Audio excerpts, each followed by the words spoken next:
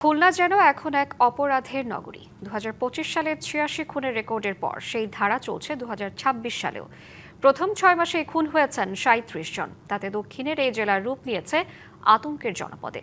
আইনশৃঙ্খলা বাহিনীর নির্লিপ্ততা, বিচারিক দীর্ঘসূত্রতা আর মাদককেই এর জন্য দায়ী করছেন রাজনীতিবিদ ও বিশিষ্টজনরা। পরিস্থিতি নিয়ন্ত্রণের সর্বোচ্চ চেষ্টার কথা বলছে পুলিশ।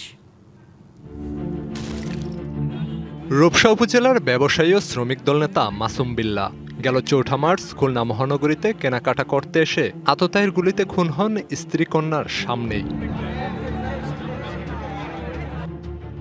১৪ জুন নগরীর দৌলতপুরে মসজিদের ভেতরেই গুলি করা হয় ব্যবসায়ী শেখ লোকমান হাকিমকে।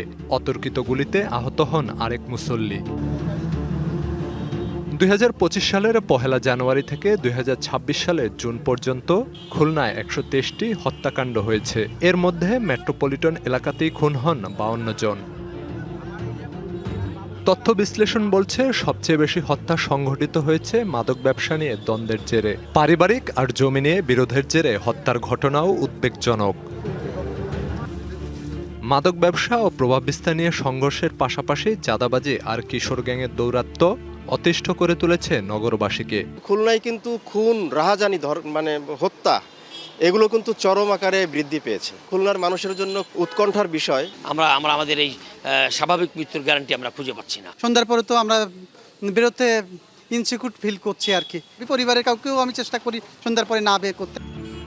খুলনায় আইনশৃঙ্খলা পরিস্থিতির অবনতিতে উদ্বিগ্ন স্থানীয় জনপ্রতিনিধি ও রাজনীতিবিদরা। খুলনাতে সম্প্রতি কয়েকটা হত্যাকাণ্ড ঘটে গেছে, মসজিদের মধ্যে উঠে গুলি করেছে, এখানে লাশ পাওয়া যাচ্ছে। সারা দেশের নানান পরিস্থিতি। মসজিদের ভিতরে একটা মানুষ ধর্মীয় প্রতিষ্ঠানে ও নিরাপদ নয়। এই জন্য আইনশৃঙ্খলা বাহিনীকে আমি বলবো যে আইনশৃঙ্খলা বাহিনী কঠোর ভূমিকা অবতীর্ণ হতে হবে। বাংলা কিউআর যেখানে নগদ পেমেন্ট সেখানে। সারা দেশে ১০ লাখেরও বেশি মার্চেন্টে নগদে পেমেন্ট করুন খুব সহজে। তবে পুলিশের দাবি, পরিস্থিতি সামাল দিতে খুলনা জেলা ও মেট্রোপলিটন পুলিশ যৌথভাবে কাজ করছে। জেলা পুলিশ এবং মহানগর পুলিশ যৌথভাবে কাজ করছে এবং ইনশাল্লাহ আমরা আশাবাদী যে খুলনাবাসীকে আমরা ভালো রেজাল্ট দিতে পারবো। খুলনাবাসী যাতে শান্তিতে থাকতে পারে, ভালোভাবে থাকতে পারে, সেই লক্ষ্যে আমরা সবাই কাজ করছি। এ অবস্থা থেকে পরিত্রাণে আইনশৃঙ্খলা বাহিনীকে কঠোর হওয়ার পাশাপাশি সামাজিক আন্দোলনে জোর বিশিষ্টজনদের। যারা মাদকের সাথে এবং সন্ত্রাসের সাথে জড়িত, এদের প্রতি বেশ কঠোরভাবে তাদেরকে আইনের আওতায় আনতে হবে। যে শৃঙ্খলা, সেটাও আমাদের ফিরে আনতে হবে।